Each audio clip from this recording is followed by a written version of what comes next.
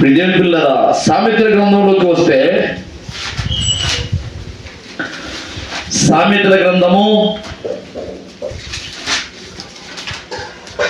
13వ అధ్యాయము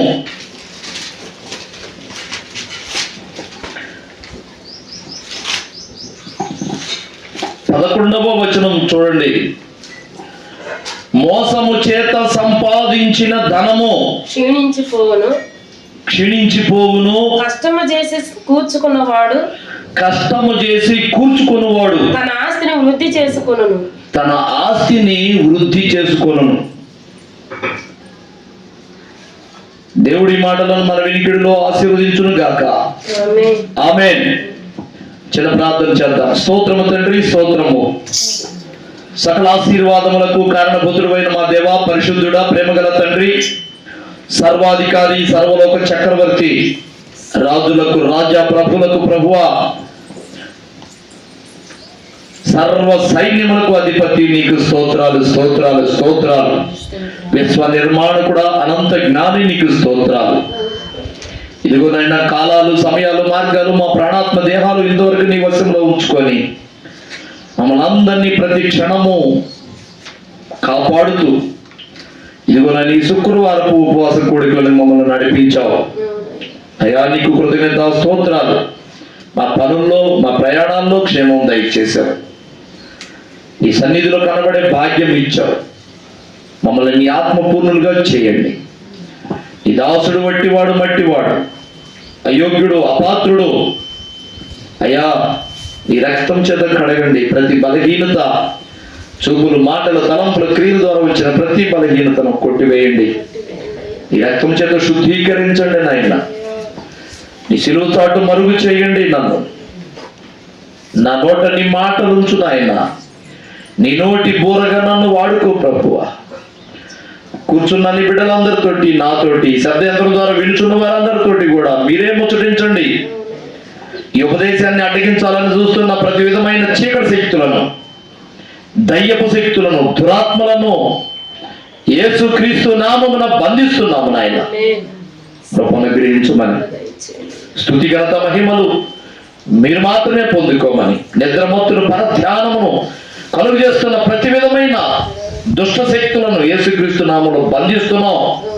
కృప దయచి అందరూ బుద్ధిగా, శ్రద్ధగా, చురుకుగా ఆలోచించడానికి చెప్పబడుతున్న మాటలు, నీ వాక్యమును ధ్యానిస్తూ అయా ఇదిగోనైనా గ్రహించగల మనసును దయచేయండి, వినగల చెవులను దయచేయండి.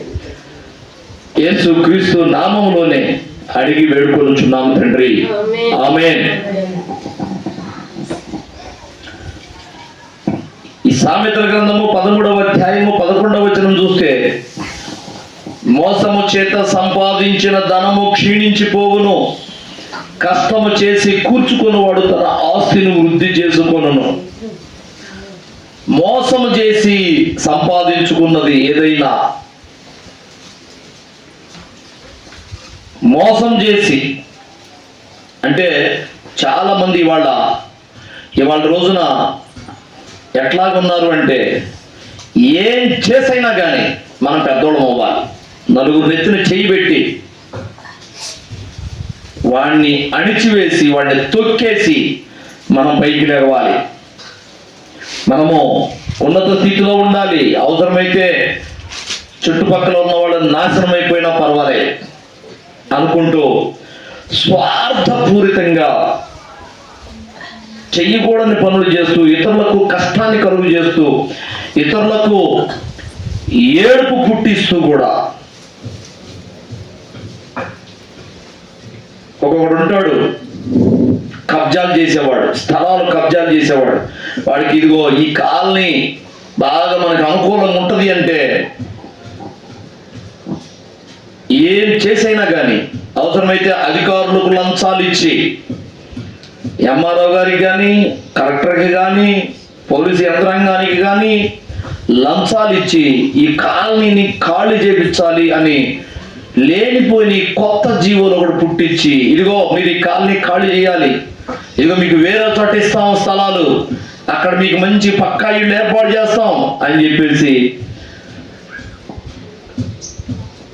కొత్తగా ఉత్తర్వులు వేస్తారు. యువతరులేమో పాపం ప్రయాసపడి కట్టుకున్న ఇళ్ళు వదిలేసి పోవాలంటే మేము పోమంటే పోము, మేము ఎందుకు పోవాలి, ఈ మా సొంత స్థలాలు మేము కొనుక్కున్నాము అని మొండి పడుతుంటారు. వాళ్ళని ఏ విధంగానైనా కానీ కొట్టి భయపెట్టి బెదిరించి అధికారపూర్వకంగా వాళ్ళకున్న పలుకుబడి చూపించి అవసరమైతే ఎమ్మెల్యేల ద్వారా కూడా వాళ్ళు పలుకుబడి చూపించి ఇతరులకు మనం నష్టం చేస్తున్నామే, వాళ్ళ ఏడుపు, ఆ పేదల ఏడుపు మనకు క్షేమం కాదే అనే ఆలోచన లేకుండా చేపిస్తారు. మోసం వాళ్ళకేదో అక్కడ గడిచిన 2 సంవత్సరాల క్రితం మణిపూర్ గొడవలు తెలుసు కదా, అవి మత గొడవలు అనుకున్నాం. ఫస్ట్లో క్రైస్తవులను కొడుతున్నారు, క్రైస్తవులను హింసిస్తున్నారు, మత గొడవలు అనుకున్నాం. ఆ మత గొడవల వెనక అసలు రహస్యం ఏముందయ్యా అంటే, ఆ క్రైస్తవులు అనగా ఆ ప్రాంతంలో, మణిపూర్ ప్రాంతంలో, కొండ ప్రాంతంలో ఎగువన ఉన్న కొండ ప్రాంతాన నివసిస్తున్న వాళ్ళు ఆ కొండ ప్రాంతాన్ని ఖాళీ చేసి వెళ్ళిపోవాలని, అది మెట్ట ప్రాంతం, చాలా పెద్ద పెద్ద కొండలు, ఆ కొండల మీదనే నివాసాలు ఏర్పాటు చేసుకొని నివసిస్తూ ఉంటుంది కొన్ని తెగలవాడు. అయితే వాళ్ళని ఖాళీ చేయించాలని, ఎందుకు వాళ్ళు ఖాళీ చేయాలి అంటే, వాళ్ళు కనుక ఖాళీ చేస్తే ఆ కొండను మొత్తం తవ్వేసి లక్షల కోట్లు సంపాదించాలని. ఆ కొండలో ఏమున్నది అంటే ఒక అద్భుతమైన గ్రానైట్ ఉంది. మనకి ఇండియాలో ఎక్కడా దొరకని అతి విలువైన రంగు రాళ్లతోటి ఉన్న కొండలవి. ఆ కొండలు దొబ్బితే అబ్బా గవర్నమెంట్కి భలే లాభం వస్తుంది అని గవర్నమెంట్ని వత్తాసు పుచ్చుకొని సపోర్ట్ చేసుకొని కొంతమంది స్వార్థపూరితంగా ఆ కొండని పిగిలించేయాలి, ముందు వీళ్ళని ఖాళీ చేయాలి అని, మీరు ఇట్లాగా ఇదిగో ఈ కొండను తవ్వాలి, మీరు వెళ్ళి ఖాళీ చేయండి అంటే చెయ్యరని మత గొడవలు రేపి, కులాలు చిచ్చు రేపి అక్కడ గొడవలు సృష్టించి అనేక మందిని చంపించి, ఆడపిల్లలను నగ్నంగా ఊరేగించి, అనేక మంది తలలను నరికేసి, పాస్టర్లను, చర్చీలను, ఎందుకంటే ఆ ప్రాంతంలో, కొండ ప్రాంతంలో ఉండే వాళ్ళందరూ ఎక్కువ శాతం క్రైస్తవులు అయ్యారు. వాళ్ళకి అది బాగా అలుసుగా దొరికింది. వీళ్ళు వేరే మతస్థులు కాబట్టి వీళ్ళకి మతం పేరుతోటి హింసిద్దాం, పారిపోతారు అని వాళ్ళని నానా రకాలుగా హింస పెట్టి బయటి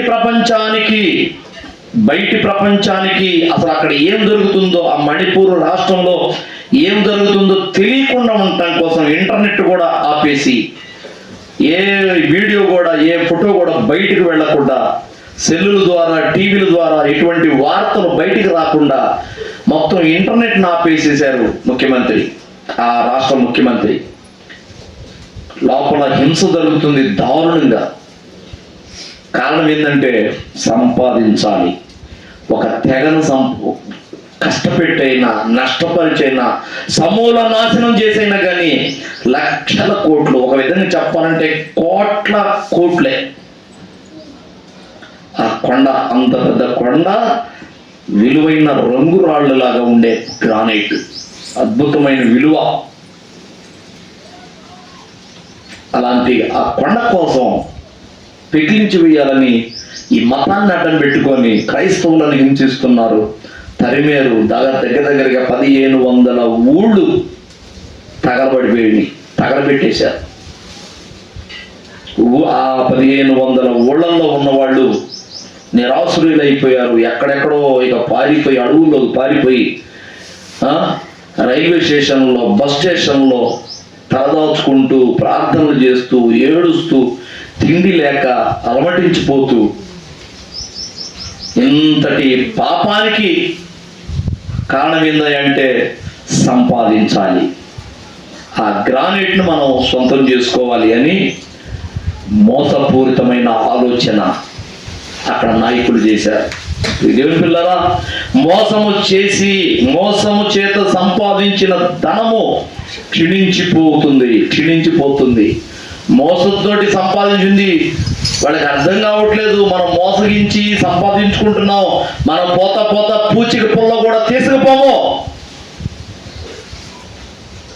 పేదలైన వారిని, నిరాశ్రయులైన వారిని, మధ్యతరగతి వారిని భయపెట్టి, ప్రలోభపెట్టి, మోసగించి, మాయమాటలు చెప్పి ఏదో ఒక విధంగా మనకు లాభం వచ్చే విధంగా మనము ఇది చెయ్యాలి అనుకొని భ్రమపెట్టి అసలు రహస్యం చెప్పకుండా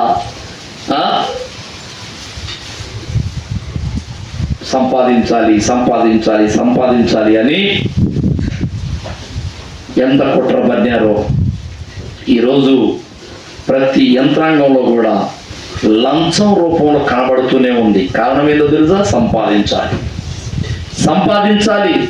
చిన్న ఉద్యోగాల దగ్గర నుండి పెద్ద ఉద్యోగాల దగ్గర వరకు కూడా ప్రతి గవర్నమెంట్ ఆఫీసుల్లో కామన్గా నడుస్తుంది ఏంటంటే లంచం.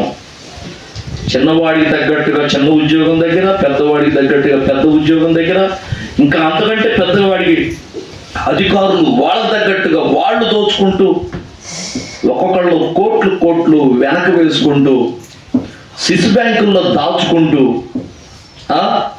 అక్రమ సంపాదించుకుంటూ వాళ్ళు గ్రహించని సత్యం ఏంటంటే ఇవాళ మనం సంపాదించిందంతా అది మనకి, మన కుటుంబాలకి శాపమవుతుంది. ఆ ధనము ఒకనాటికి క్షీణించిపోయింది. మోసం చేసి సంపాదించింది క్షీణించిపోద్ది, ఉండదు అని లేఖనము సెలవిస్తుంది. మరి ఏది ఉంటది? ఎలా సంపాదిస్తే ఉంటది అంటే కిందనే చెప్తున్నాడు చూడండి, కష్టము చేసి కూర్చుకునివాడు తన ఆస్తిని వృద్ధి చేసుకొనును. కష్టము చేసి కూర్చుకునివాడు, కష్టపడి సంపాదించింది,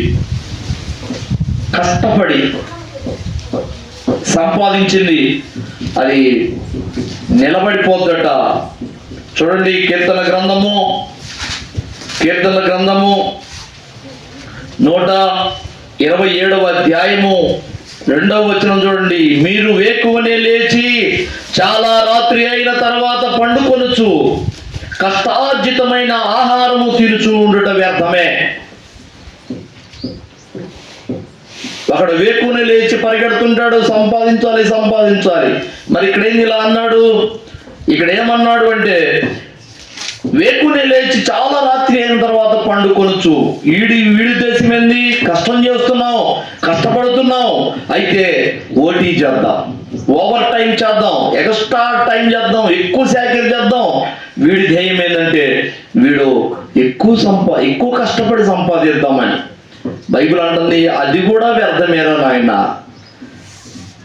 మనకి పత్రికల్లో చూస్తే ఒక మాట చెప్తాడు, తిమోతి పత్రికలు అనుకుంటా, అన్న వస్త్రములు గలవారమై సంతృప్తి చెందుదాము. అన్న వస్త్రాలు చాలు ఆయన. ఏ రోజుకి ఆ రోజు మనకు పరలోకపు ప్రార్థనలో కూడా, యేసయ్య మనకు నేర్పిన పరలోక ప్రార్థనలో కూడా ఏమన్నాడు? అనుదిన ఆహారము నేడు మాకు దయచేయము. ఈ రోజు మాకు కావలసిన ఆహారం ఈ రోజు మాకు దయచేయి ప్రభువా. మా వస్త్రాలు చినిగిపోతున్నాయి, మాకు వస్త్రాలు దయచేయి. మాకు ఆహారం అయిపోతుంది, ఆహారం దయచేయి. అప్పటికప్పుడు అడుక్కోవాలి ప్రభుని. ఒక్కసారి మనము ఆలోచన చేసిందంటే మనం ఒక 4 తరాలకి 10 తరాలకి సరిపడా కుప్పం పెట్టుకుందాం, సంపాదించి పెట్టుకుందాం అని అనుకుంటూ పరిగెడుతున్నాడు. కష్టం చేస్తూ ఒకడు, కష్టం చేయకుండా ఇతరులను దోచుకుంటూ మరొకడు, వాడి స్థాయికి తగ్గట్టుగా ఇతరులను మోసగిస్తూ, అణగదొక్కుతూ, కష్టపెడుతూ, కన్నీరు పెట్టిస్తూ సంపాదించుకునేవాడు రకరకాలుగా. ఇక్కడ అంటాడు, మీరు వేకునే లేచి చాలా రాత్రి అయిన తర్వాత పండుకొనుచు కష్టార్జితమైన ఆహారము తినుచూ ఉండుట వ్యర్థమే. ఇదిగో తన ప్రియులు నిద్రించుచుండగా. ఎవరి ప్రియులు? దేవుని ప్రియులు, దేవునికి ఇష్టమైన వాళ్ళు నిద్రించుచుండగా ఆయన వారికి ఇచ్చుచున్నాడు. హల్లెలూయా. అమ్మా నిద్ర వస్తుందా బాగా? అస్సలు కళ్ళు అసలు తిరుగులు పడట్లేదుగా. కళ్ళు కడుక్కొచ్చుకోమ్మా, తోలుతున్నావు.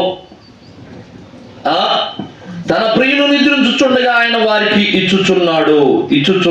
ప్రియ దేవుని పిల్లారా, మనము ఇలాంటి వారి గురించి చివరి మాట చెబుతుంది ఇక్కడ 127వ కీర్తనలో చివరి మాట చూడండి.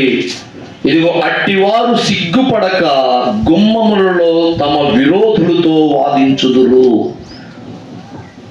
తమ విరోధులతో వాదిస్తారట. నేనేమి అన్యాయం చేశాను? నేను నీతిగా బ్రతికాను. నేనేం అక్రమంగా సంపాదించలేదే. నా యొద్ద ఏ అక్రమ సొమ్ము లేదే. నాలో ఏదైనా తప్పుంటే చూయించు అని సిగ్గుపడక గుమ్మములలో తమ విరోధులతో వాదించుదురు. ప్రియదేవి పిల్లరా, మనము సంపాదించేది మోసం చేయకుండా సంపాదించుకోవాలి. మోసపూరితంగా సంపాదించేది ఏది కూడా నిలబడదని బైబిల్ చెప్తుంది. అలాగనే పక్క పేజీ తిప్పండి. 15వ అధ్యాయము 16వ వచనం చెప్తుంది ఒక మాట. నెమ్మది లేకుండా విస్తారమైన ధనముండుట కంటే యెహోవా యందలి భయభక్తులతో కూడా కొంచెం కలిగి ఉండటం మేలు.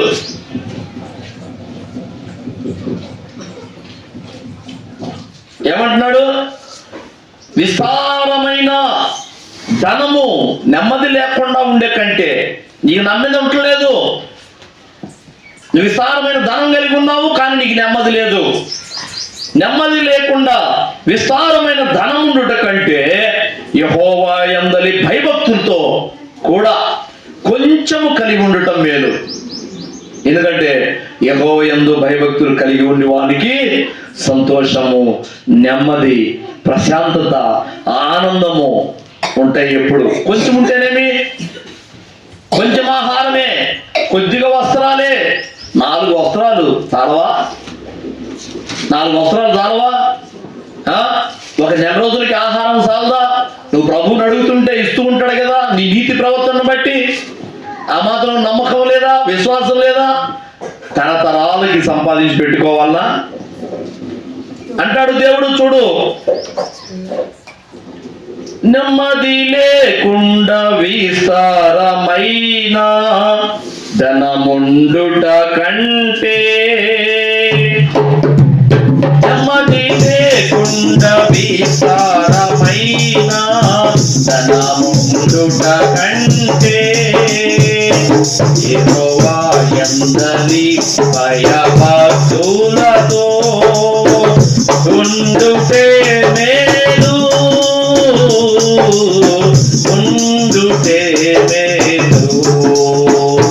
యెహోవా యందలి భయభక్తులతో ఉండుటే మేలు.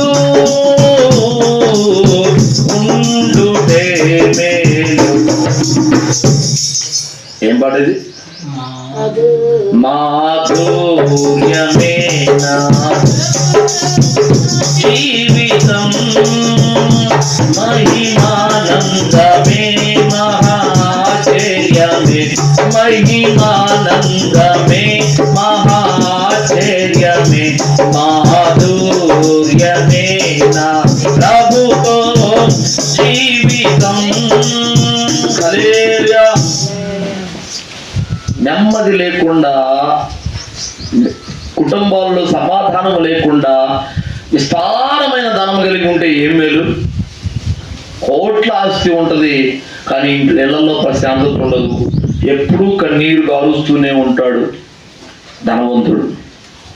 మనం అనుకుంటాము, అబ్బా వాడు ఎంత సంపాదించాడు, అబ్బా వాడు ఏది కావాలంటే అది కోరుకున్నది తినొచ్చు, కోరుకున్నది కట్టుకోవచ్చు అనుకుంటాం. వాడు మన కళ్ళకి ఎట్ట కనపడుతున్నాడు? పచ్చగా ఉన్నట్టు కనపడుతుంటాడు. పచ్చగా ఉన్నట్టు అంటే ఎందుకంటే వాడు విలువైన వస్త్రాలు ధరిస్తాడు. ఏంది? మంచి మంచి విలువైన కారుల్లో తిరుగుతుంటాడు. వాడి జీవితం చాలా విలాసవంతంగా ఉంటుంది, అనుకున్నది తింటుంటాడు. మనం అనుకుంటాం, అబ్బా బ్రతికిదే అలా బ్రతకాలి, పుడితే అట్లాంటి ఇంట్లో పుట్టాలి అనుకుంటాం మనం.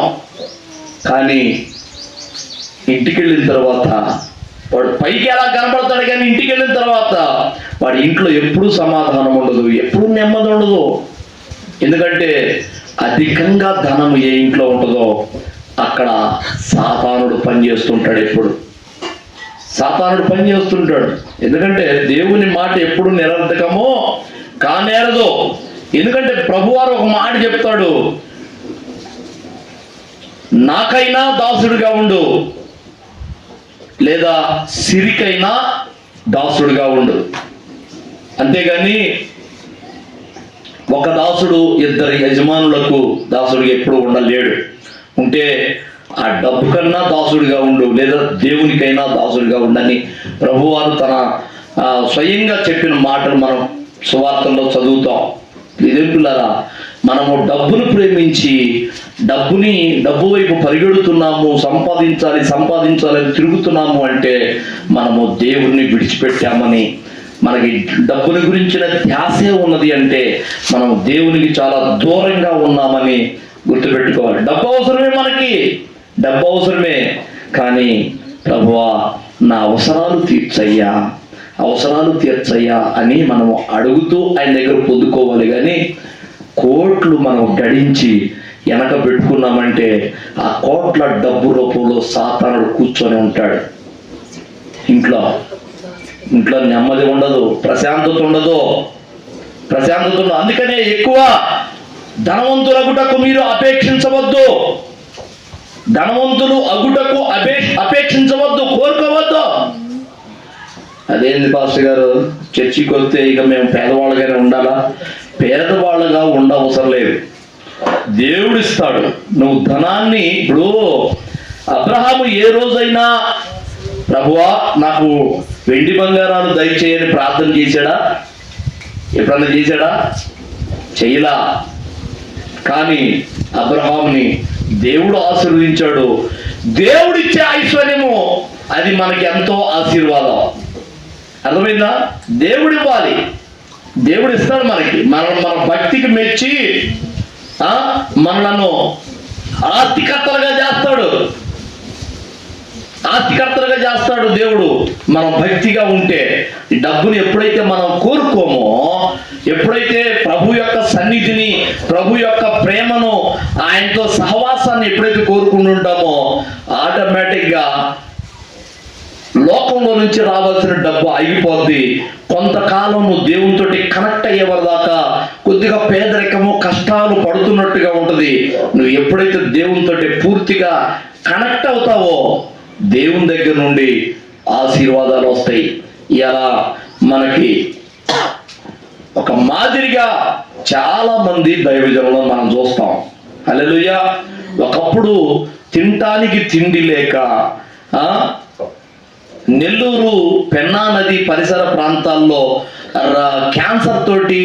క్యాన్సర్ జబ్బుతోటి బాధపడుతూ, మరి ఆయన ఆ జబ్బు నుండి దేవుని కృపను బట్టి స్వస్థపడి కుటుంబం నుండి వేరైపోయి, నువ్వు ఆ యేసుక్రీస్తుని గనక అంగీకరించావంటే కుటుంబంలో ఉండటానికి వీల్లేదని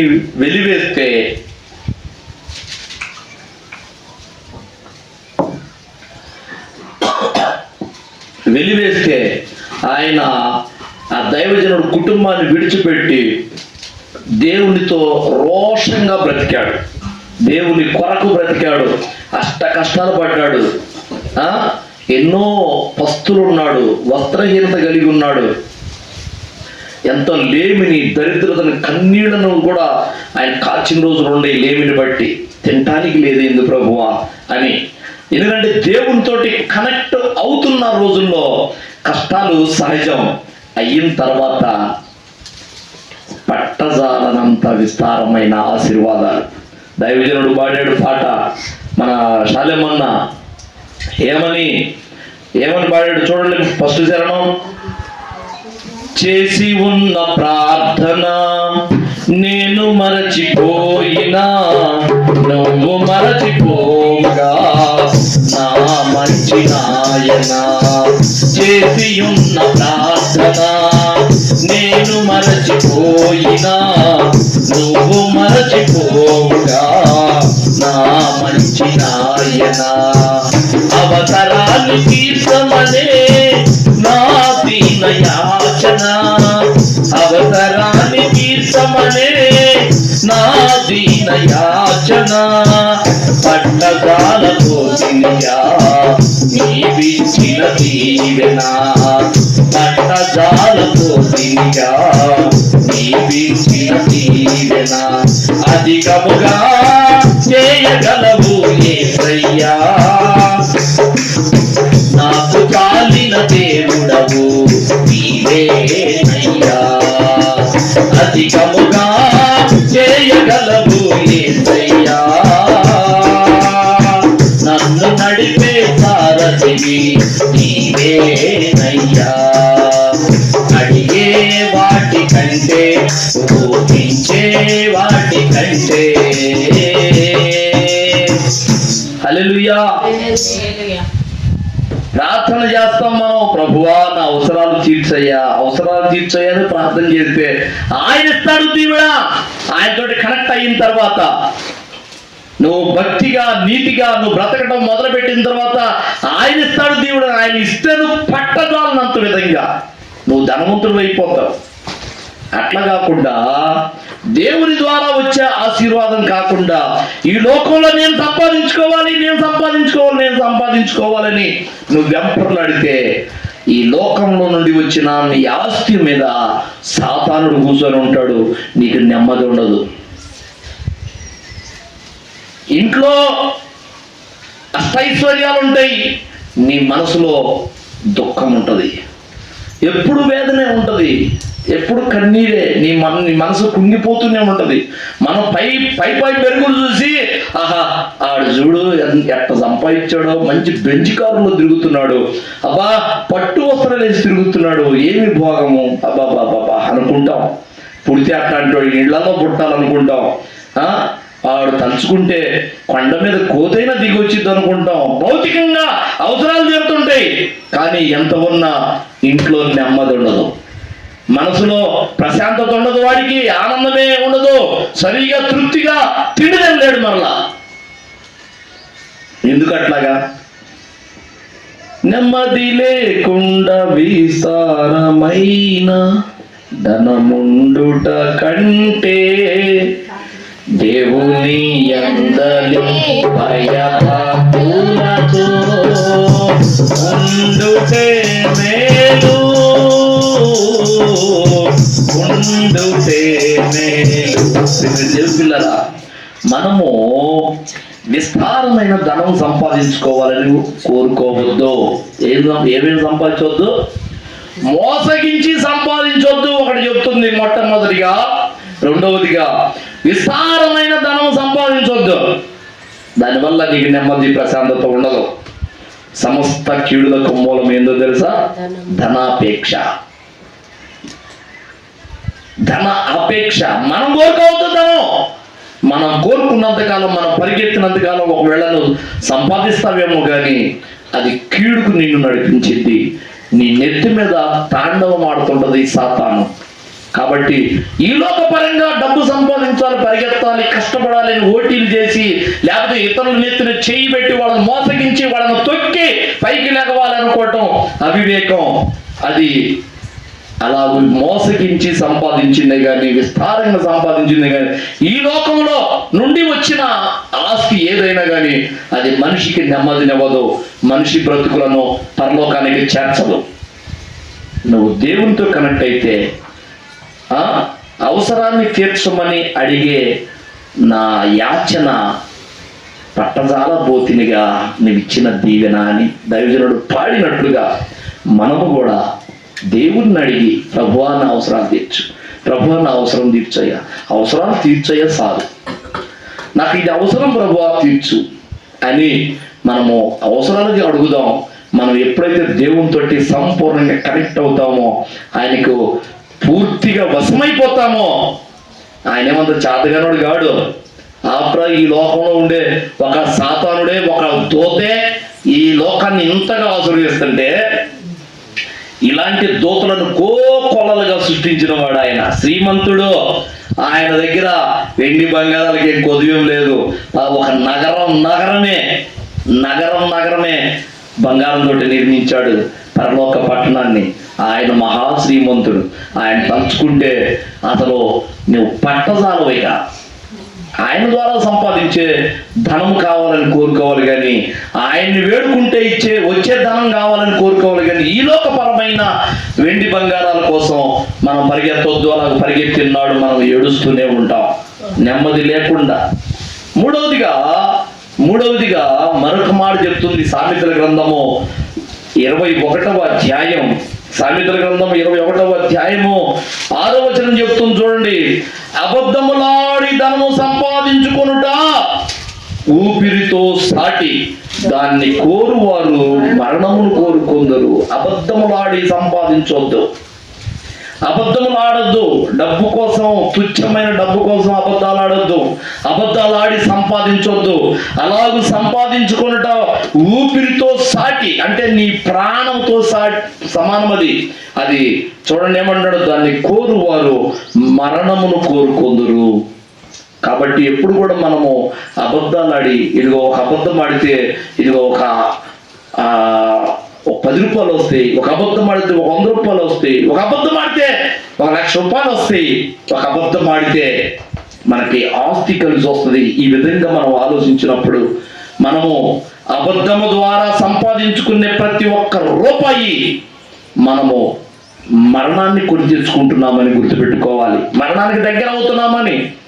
ఏమంటున్నాడు? అబద్ధములాడి ధనము సంపాదించుకుంటా ఊపిరితో సాటి, దాన్ని కోరువాడు మరణమును కోరుకొందరు. భక్తిహీనులు న్యాయము చేయనున్నారు, వారు చేయు బలత్కారము వారిని కొట్టుకొని పోవుడు. అబద్ధములాడి గాని, బలత్కారం చేసి గాని, లేదా నువ్వేం ఇస్తేనే మీకు మేము ఇచ్చేసేది అని ఈ విధంగా బలత్కారం చేసి సంపాదించుకున్నా కానీ అది మనకు తెలియకుండానే మనం మరణానికి దగ్గర అవుతున్నాం. నేను చెప్పట్లా, బైబిల్ గ్రంథం చెప్తుంది. మనం మరణానికి దగ్గర అయిపోతున్నాం. అబద్ధములు ఆడి సంపాదించిన రూపాయి, ప్రతి ఒక్క రూపాయిని బట్టి మనము మరణానికి దగ్గర అవుతున్నామని లేఖనం చెప్తుంది. దేవుని పిల్లలారా, నాలుగవదిగా న్యాయమునకు విరుద్ధముగా చూడండి. ఇర్మియా గ్రంథము 17వ అధ్యాయం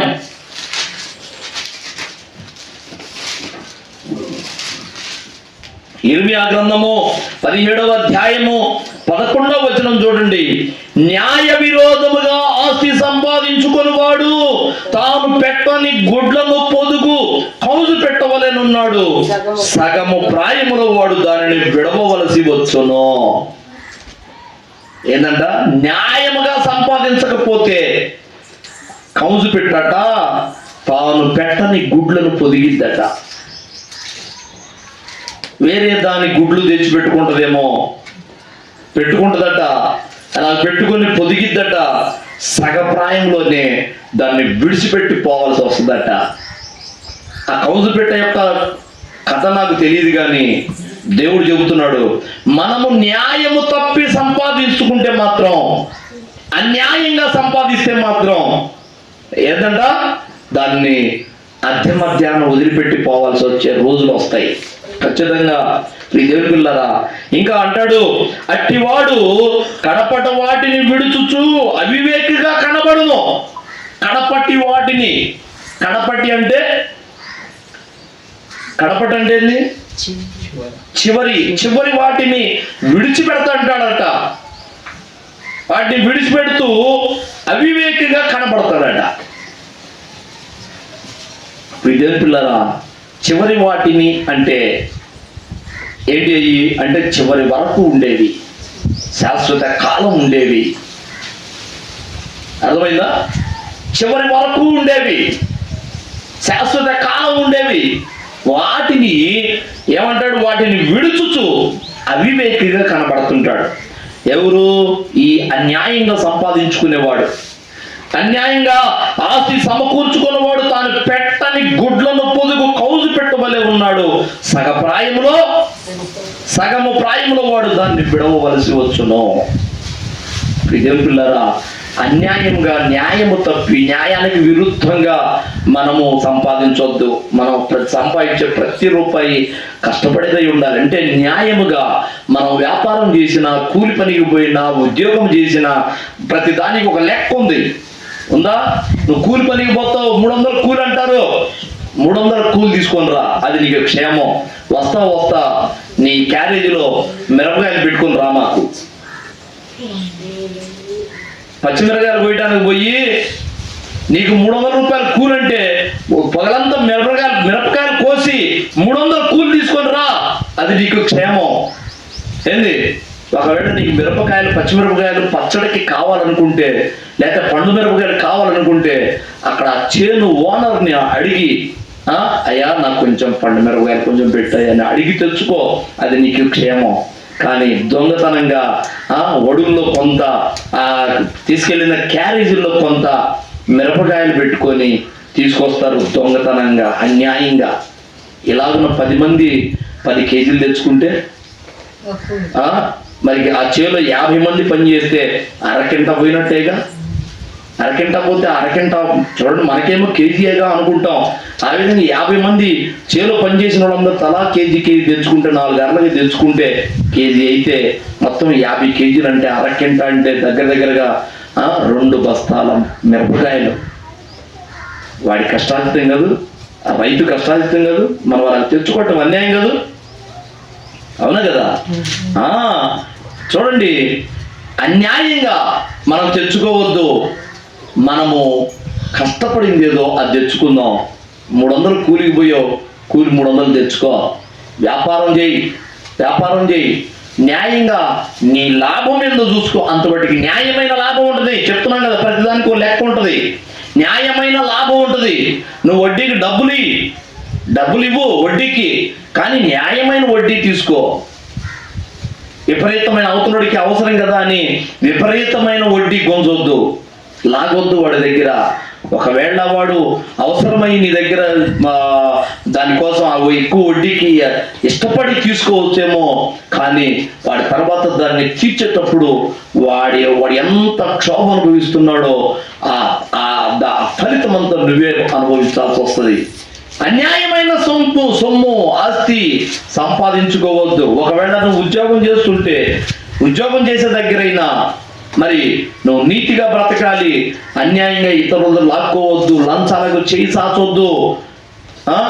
ఏదేమైనా ప్రతిదానికి ఒక న్యాయం ఉంది, ఒక లెక్క ఉంది.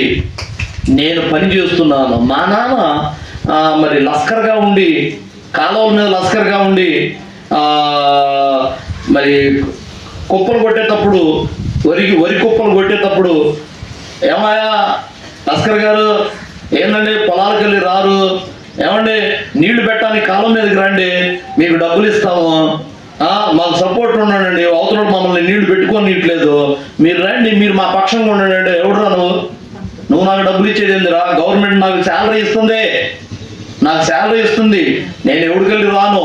న్యాయంగా నీళ్ళు ఎన్ని వదలాలో అన్ని వదులుతాము, మీరు ఒకటి తర్వాత ఒకటి పెట్టుకోవాలి, కానీ నేను ఒకటి పక్షంగా నేను రాను. నాకు గవర్నమెంట్ డబ్బు ఇస్తుంది, నాకు శాలరీ ఇస్తుంది, నేను ఎవరికెళ్ళి రాను, నాకు నీ డబ్బు నాకు అవసరం లేదని ఎవడు మా నాన్న. ఆయన తెలిసినంతలో ఆయన నీతిగా బ్రతికాడు. కుప్పల కాడికి రావేందండి అంటే, ఎవరికి కావాలరా నీ ఒడ్లు, నీ మిరపకాయలు ఎవరికి కావాలి, నీ ఒడ్లు ఎవరికి కావాలి, నువ్వు ఇచ్చే డబ్బులు ఎవరు, గవర్నమెంట్ నాకు శాలరీ ఇస్తుంది, నేను నీ కాడికి వచ్చి అడుక్కోను పో అనేవాడు. నాన్న వాళ్ళు ఏంది ఈయన ఇంత అమాయకంగా ఉన్నాడు అనుకునేవాడు. ఒకళ్ళేమో ఏంత నీతిగా ఉంటాడు ఈయన అనుకునేవాడు. ఒక్కొక్కళ్ళైతే మా నాన్న సాకిరి చేసాడు, కానీ పాపం ఆ కుప్పల దగ్గర ఒడ్లు తీసుకోవడానికి పోవట్లేదని ఆ రైతులే మా ఇంటి ముందుగా బండి వెళుతూ ఒక బస్తా మా ఇంటి ముందు డొల్లించి క్యాకేజ్ చెప్పిపోతారు. ఈయన ఇట్టాగు రాడు, కాలువ మీదకి కుప్పల దగ్గరికి రాడు, అందరూ వచ్చి గోతాలు పట్టుకుంటారు, బస్తాలు సమకూర్చుకుంటారు, కానీ ఈయనేందో రాడు అని వాళ్ళే ఇంటికాడ విడిచేసి పోతుంటారు.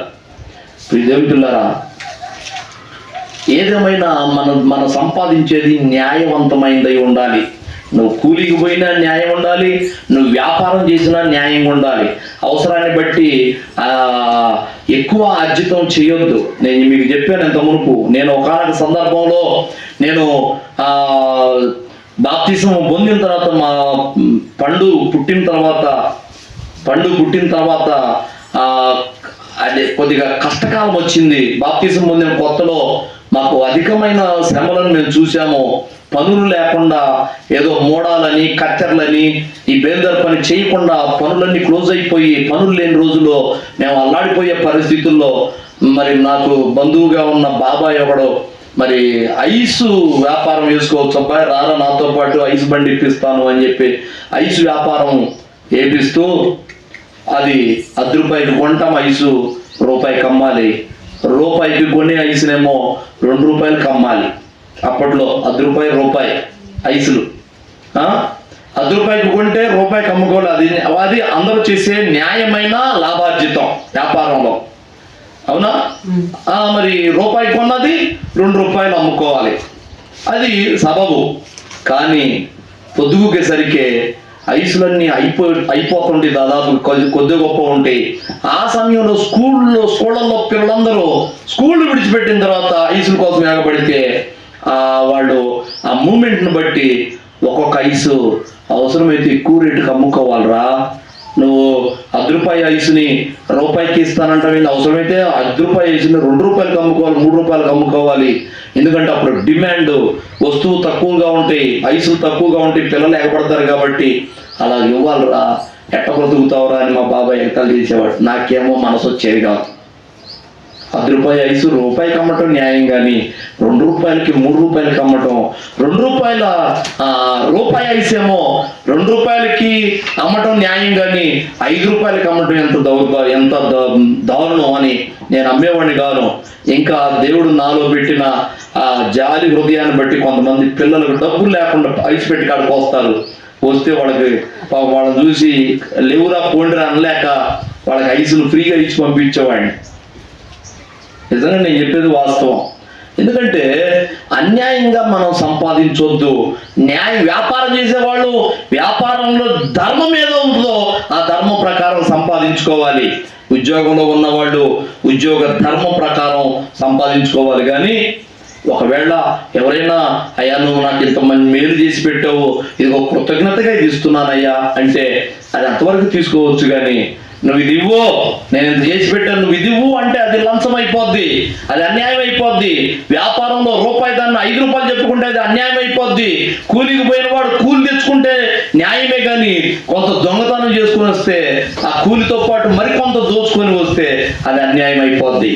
దేవుని పిల్లారా, అన్యాయమైన సంపాదన ఏం చేస్తుంది?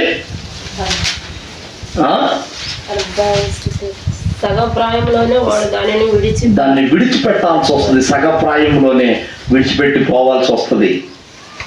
అంటే నువ్వు ఎక్కువ కాలం బ్రతకవు, నువ్వు సగం ప్రాయమే. అంటే అలాగ అన్యాయంగా సంపాదించుకుంటే మధ్యాహ్నం పోవాల్సి వస్తుంది దాన్ని విడిచిపెట్టి. హల్లెలూయా. నాలుగవది ఇప్పుడు చెప్పింది. 5వదిగా వ్యాపారం చేసి చెప్పుకున్నాం కదా, వ్యాపారం చేసి లాభం గడించొద్దని చెబుతుంది. ఇదేంటి మరి? ఇందాక ఏం చెప్పుకున్నాం చూడండి. యాకోబు పత్రిక 13వ అధ్యాయము చదువు. యాకోబు పత్రిక 4వ అధ్యాయము 13వ వచనం. 4:13.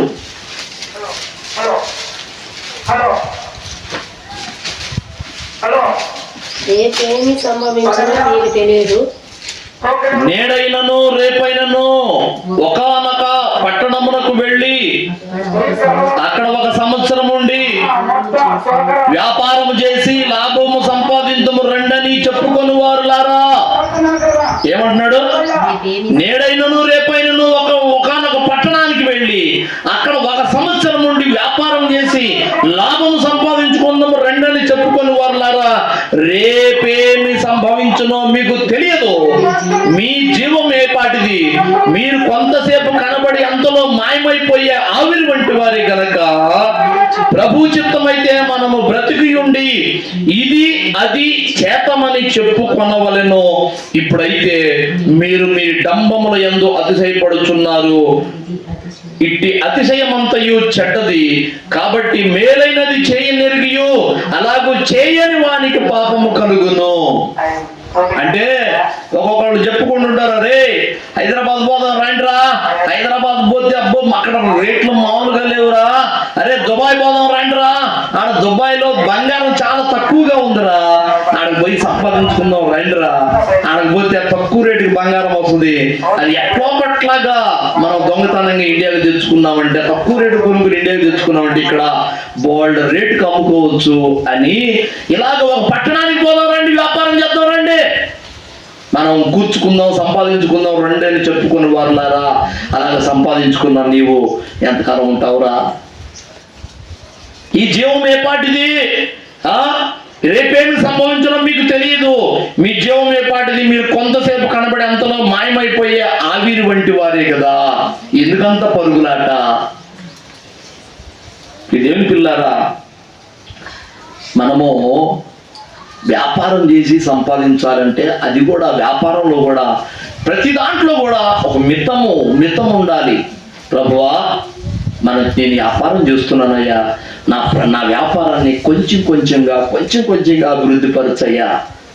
ఎందుకంటే ఆయన మాట ఉన్నది మనకి, మొదట కొంచెముగా ఉన్నాను తుదకు మహాభివృద్ధి పొందేదవు, నేను చేస్తా నిన్ను, నువ్వు నన్ను అడుగు, నా ద్వారా వచ్చే అభివృద్ధి కావాలి నీకు.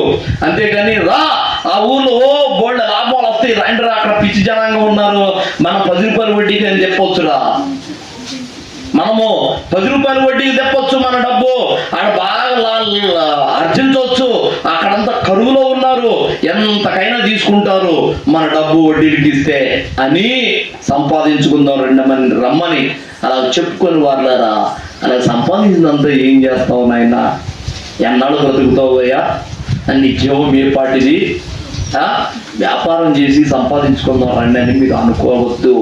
అంతే. అంటే దేవుడు ఏమంటాడంటే ఏదైనా కానీ నువ్వు ఏదైనా చేయి, ఇందాక చెప్పాను, వ్యాపారం చేయి, ఉద్యోగం చేయి, కూలి పని చేయి, ఏదైనా ప్రభు ద్వారా ఆస్వాదింపబడాలి.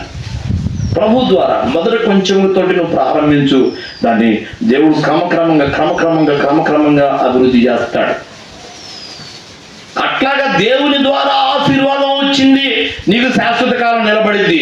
ఒకవేళ ఇక్కడ దేవుని ద్వారా ఇప్పుడు అబ్రహామును బహుగా ఆశీర్వదించాడట, అబ్రహాం ఏమైనా చేసిపోయాడు పోతా చేసకపోలా, కానీ అలా వచ్చింది వాళ్ళ పిల్లలు అనుభవిస్తారేమో, కానీ అబ్రహాము వచ్చిన ఆస్తి దేవుని ద్వారా వచ్చింది కనుక ఆ దేవుని ద్వారా వచ్చిన ఆస్తిని బట్టి అబ్రహాము నిత్య జీవానికి వెళతాడు. అక్కడ ప్లస్ పాయింట్ అది, అర్థమైందా?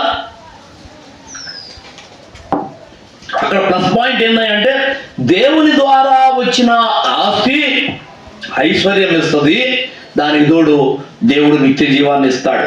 అంతేగాని దేవుణ్ణి కాకుండా లోకాన్ని సాతాన్ని అడిగి సంపాదించుకున్నదంతా,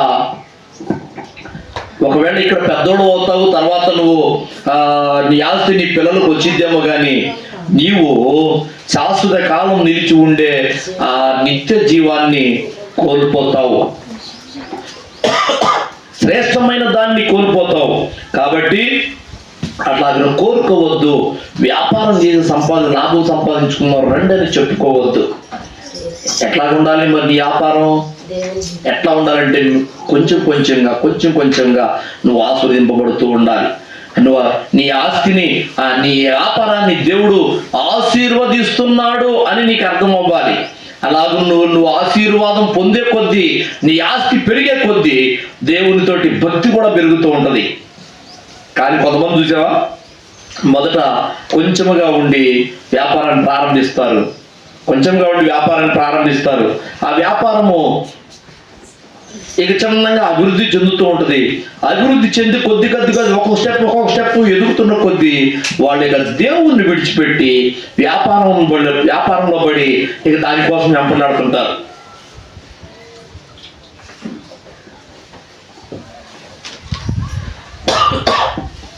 ప్రియమిత్రులారా, అందుకనే మనం ఆ వ్యాపారము దేవుని చేత ఆశీర్వదింపబడేదిగా ఉండునట్లుగా మనం లాభం సంపాదించాలి వ్యాపారం ద్వారా. హల్లెలూయా. తర్వాత మరి కొత్త కొత్త విషయాలు నేను చూస్తున్నాను. మత్తయి సువార్తకి రండి. ఇక్కడ భూమి మీద ధనము సంపాదించవద్దని చెప్తాడు దేవుడు. మత్తయి సువార్త 6వ అధ్యాయము 19వ వచనం చూడు. మత్తయి సువార్త 6వ అధ్యాయము 19, 20 వచనాలు చూడండి. భూమి మీద మీ కొరకు ధనము కూర్చుకొనవద్దు. భూమి మీద అంటే మరి ఎక్కడ ధనం కూర్చుకోవాలి? ఈ భూమి మీద ధనం కూర్చుకోకుండా ఎక్కడ కూర్చుకోవాలి అంటే ఇక్కడ అంటాడు, ఇక్కడ చిమ్మెటయు తుప్పును తినివేయును, దొంగలు కన్నము వేసి దొంగిలెదరు. పరలోకమందు మీ కొరకు ధనము కూర్చుకొనుడి.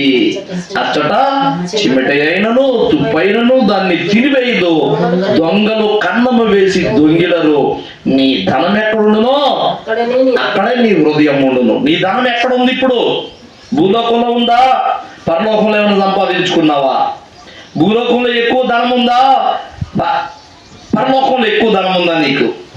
నీ ధనం ఎక్కడ ఉంటుందో అక్కడే నీ హృదయం ఉంటుంది. రేపు నీ హృదయము ఈ లోక ధనాన్ని బట్టి అయితే నీ హృదయం ఇక్కడే ఉంటుంది. ఒకవేళ పరలోక ధనం కనుక ఉంటే నీకు నీ హృదయం అక్కడ ఉంటుంది. హల్లెలూయా. ఎందుకంటే ఆయన నీ పనికి తగిన జీతం ఇచ్చువాడు. అర్థమైందా? నువ్వు ఈ లోకపరంగా పరిగెడుతుంటే ఈ లోకపరమైన జీతమే ఇస్తాడు. నువ్వు పరలోకాన్ని దృష్టిలో పెట్టుకుని నువ్వు పరిగెడుతుంటే, నువ్వు సంపాదిస్తుంటే ఏం సంపాదించాలి? డబ్బుని కాదు. పరలోకాన్ని దృష్టిలో పెట్టుకున్నవాడు డబ్బు కోసం పరిగెడుతుంటాడా? వాడు ఆత్మల కోసం పరిగెడుతుంటాడు. పరిశుద్ధాత్మ నింపుదల కోసం పరిగెడుతుంటాడు. ఎప్పుడు వెంపర్లాడుతుంటాడు. కృప కొరకు ఎప్పుడు వెంపర్లాడుతుంటాడు. దేవుని కృప కావాలి, దేవుని ఆత్మ కావాలి, 4 ఆత్మలు సంపాదించాలి, పరలోకంలో నాకు స్థానం ఉండాలి, నా ధనము అక్కడ ఉండాలి. అవసరమైతే నేను ఇక్కడున్న ధనాన్ని పేదలకు ఇచ్చేస్తాను. ఇక్కడున్న ధనాన్ని ఇదిగో నేను ఎవరి దగ్గర అయితే ఎంత దోచుకున్నానో అంతగా 400 ఇచ్చేస్తానని చెట్టు మీద నుంచి దూకి వచ్చిన జక్కయ్య చెప్పినట్లుగా, అలాగే ఎవడైతే తన ధనాన్ని ఈ లోకాని కోసం విడిచిపెట్టుకుంటాడో వాడు అక్కడ ధనం పొందుకుంటాడు. హల్లెలూయా. అంటే ఈ మాటలు నేను చెప్పానా బైబిల్ చెప్తుందా అంటే ప్రతి మాట బైబిలే చెప్పింది కదా.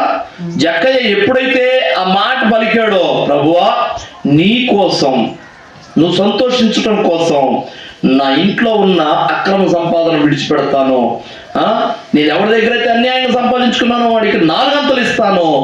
నాకు మిగతా ఉన్న దాంట్లో ఆస్తిలో సగము పేదలకు ఇచ్చేస్తానన్నాడు. హల్లెలూయా. అప్పుడు అన్నాడు, ఈ జక్కయ్య ఇంటికే రక్షణ వచ్చింది అని. మనము ఈ లోకంలో డబ్బు సంపాదించుకోవద్దు. ఈ భూమి మీద ఉండగా డబ్బు సంపాదించుకోవద్దు. మనం పరలోకంలో డబ్బు సంపాదించుకోవాలి. అక్కడ మనకు జీతం ఉన్నది, ప్రతిఫలం ఉన్నది, మనకు అక్కడ మనకి లాభం ఉన్నది. మనం ప్రభుకి ఇచ్చే ధనం ఉంది తెలుసా. బేదలకు ఇచ్చువాడు యెహోవాకు అప్పిచ్చువాడు. అవునా? మనం ఇక్కడ బేదలకు గనక ఇచ్చేస్తే అక్కడ దేవునికి అప్పిచ్చినట్టట.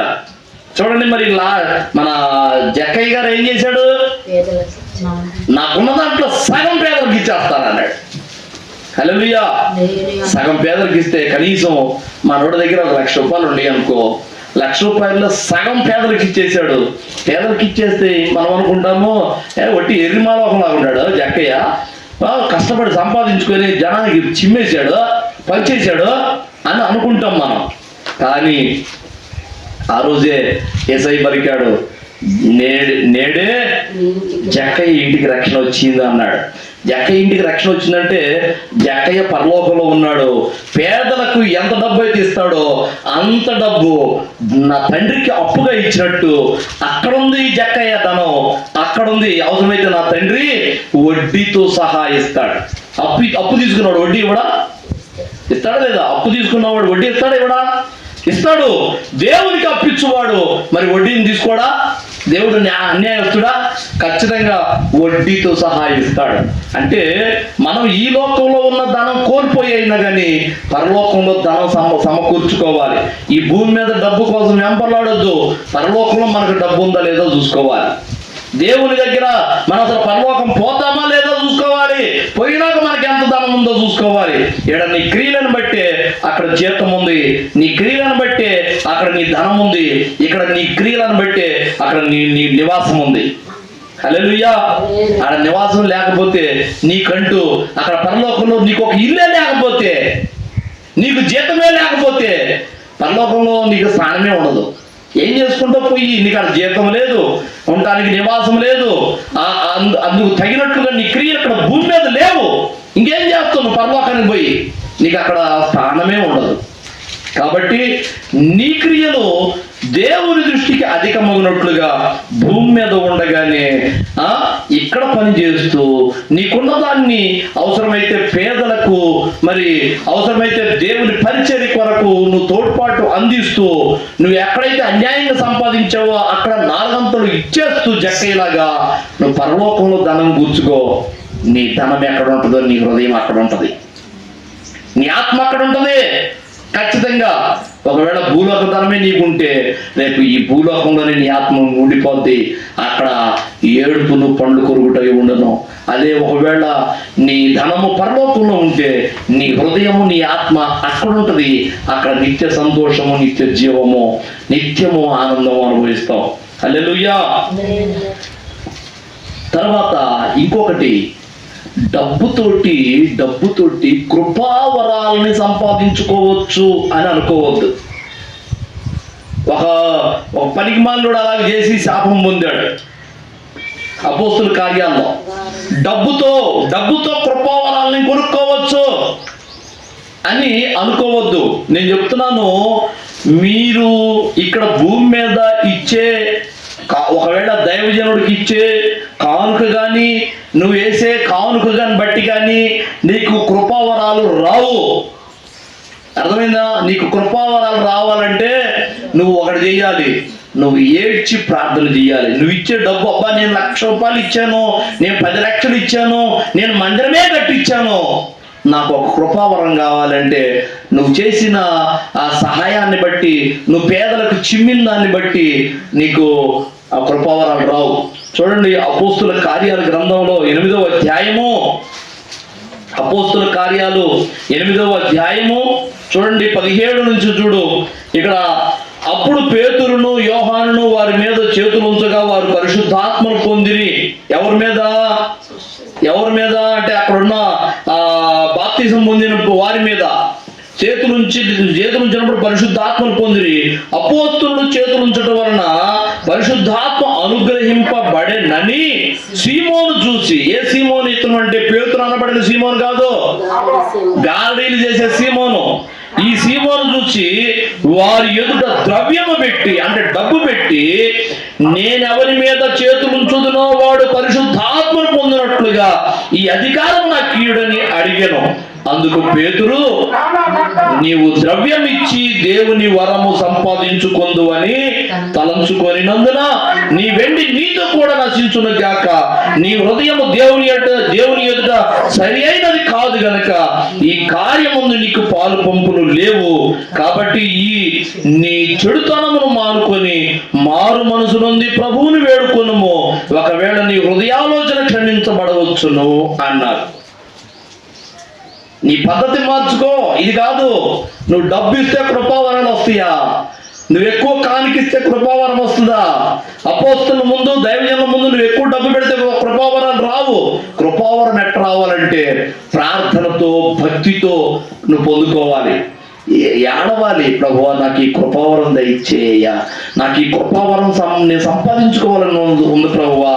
అయ్యా నాకు ఇదిగో ఈ కృపావరం, నాకు భాషలో మాట్లాడే కృపావరం, ప్రవచనం కృపావరం, ప్రభువా ఇదిగో నాకు స్వస్థత కృపావరం, నాకు ఇదిగో నాయనా జ్ఞాన వాక్యాన్ని బోధించే కృపావరం నాకు దయచే ప్రభు అని ప్రార్థన ఆయన దగ్గర యాచించి సంపాదించుకోవాలి. కానీ డబ్బిచ్చి నేను సంపాదించుకుంటాను అనుకుంటే అది అవివేకం. దేవుని పిల్లరా, మనం సంపాదించుకోవాల్సిన ఏంటిో కూడా నేను ఆ రోజున జనవరి 1 రోజు చెప్పాను. ఏం సంపాదించుకోవాలి? కృపావరాలు సంపాదించుకోవాలి. డబ్బుతోటి కాదు, డబ్బుతోటి రావయ్యి. నీ భక్తితోటి, నీ ప్రార్థనతోటి, నీ నీతి కార్యాలను బట్టి అవి నీకు ఇవ్వబడతాయి. వాని అక్కర కొలది పరిశుద్ధాత్మ దేవుడు పంచి ఇచ్చుతూ ఉంటాడంట. 1 కొరింథీ పత్రిక 12వ అధ్యాయంలో చెప్పబడినట్లుగా అది నీ సామర్థ్యాన్ని బట్టి, నీకున్న అవసరతను బట్టి పరిశుద్ధాత్మ దేవుడు నీకు ఇస్తాడే కానీ నువ్వు డబ్బు ఇస్తే అలా కృపావరం పొందుకోవడం అనేది అది అజ్ఞానం. హల్లెలూయా. దేవుని కృపావరాలు పొందుకోవాలి, మనము సంపాదించుకోవాలి, ఆత్మ ఫలములు పొందుకోవాలి. అలాగనే దేవుని ఆజ్ఞ చొప్పున నడుచుకునే విధేయతను సంపాదించుకోవాలి. ఏం సంపాదించుకోవాలి? ఆ రోజు చెప్పుకున్నాం ఇది. ఆ రోజు ఏది మనము సంపాదించుకోవాల్సిన ఏమిటి అంటే కృపావరాలు మనం కోరుకోవాలి, సంపాదించుకోవాలి. అది మనం ప్రార్థన చేసే కొద్దీ మనకి కృపావరాలు ఇవ్వబడతాయి. సంఘములో ప్రతి వానికి వాని సామర్థ్యాన్ని బట్టి, అక్కరను బట్టి పంచి ఇచ్చుచూ వస్తాడట పరిశుద్ధాత్ముడు. కృపావరాలు 1 కొరింథీ పత్రిక 12లో అంటాడు అన్నమాట. పంచి ఇచ్చుచూ వస్తాడట. అది నీ సామర్థ్యం ఎంతో, నువ్వు ఆ కృపావరం నీకు ఇస్తే నువ్వు మెయింటైన్ చేయగలవా? దాన్ని దుర్వినియోగపరచకుండా మరి దేవుని మహిమకరంగా వాడగలవా లేదా అని నీ సామర్థ్యాన్ని బట్టి ఇస్తాడట. నువ్వు డబ్బు ఇచ్చావని, నువ్వు మందిరం కట్టించావని, బోరేపిచ్చావని, లేకపోతే మందిరానికి ఇనుమిప్పించావని, ఇట్లాగా నువ్వు అంటే నీ డబ్బుతోటి కూడుకున్న నీ కానుకను బట్టి దేవుడు కృపావరాలు ఇవ్వడు. కానీ ప్రార్థన యాచన ద్వారా ఆయన పరిశుద్ధాత్మ దేవుడు మనకు కృపావరాలు ఇస్తాడు. కృపావరాలు పొందుకోవాలి, సంపాదించుకోవాలి, ఆత్మ ఫలము సంపాదించుకోవాలి. అంత మాత్రమే కాదు, దేవుని ఎదుట మనం విధేయత, ఆయన ఆజ్ఞలను పాటించే విధేయత మనం సంపాదించుకోవాలి. ఇటు మాటలు మన వినికిడిలో దేవుడు ఆశీర్వదించును గాక. ఆమేన్, ఆమేన్, ఆమేన్. కళ్ళు ఉంచుదాం. స్తోత్రం తండ్రి, పరిశుద్ధుడా నీకు వందనాలు, స్తోత్రాలు అయ్యా. ఈ రోజున మేము సంపాదించుకోకూడనివి ఏమేమో ఉన్నాయో, ఏ విధంగా మేము సంపాదించుకోకూడదో ఈ రోజున నీ లేఖనం ధ్యానం చేసుకున్నాము నాయన. ప్రభువా, ఈ మాటల యందు నీ బిడ్డలు ప్రభువా, ఇదిగో నాయన మాటలన్నీ వాళ్ళ హృదయాల్లో చేర్చుకున్నట్లు కృప దయచేసి సాతానుడు దొంగిలించకపోకుండా ఈ మాటలను ముద్ర వేయి నాయన.